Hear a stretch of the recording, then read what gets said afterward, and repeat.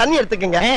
அத தோசைக்கல்ல ஊத்தி அதுக்குன்னு வழக்கமா ஒரு விளக்கமாறு வச்சிருப்பீங்கல்ல? ஆமாங்க. அத அடிப்பக்கமா திருப்பி சரிங்க. வரட்டுன்னு ஒரு 4 இழுப்பு இழுத்து சரிங்க. நல்லா கழுவி விட்டுருங்க. சரிங்க. ஒரு கிண்ண நிறைய மாவு எடுத்து பெரிய ரவுண்டாவும் இல்லாம சின்ன ரவுண்டாவும் இல்லாம சரிங்க. பொதுவா ஒரு ரவுண்ட ஊத்தி 4-5 வெங்காயத்தை போட்டு அள்ளி பொடியா நறுக்கி அப்படியே மேலாப்ல பரபரன்னு தூவி விட்டு சரிங்க.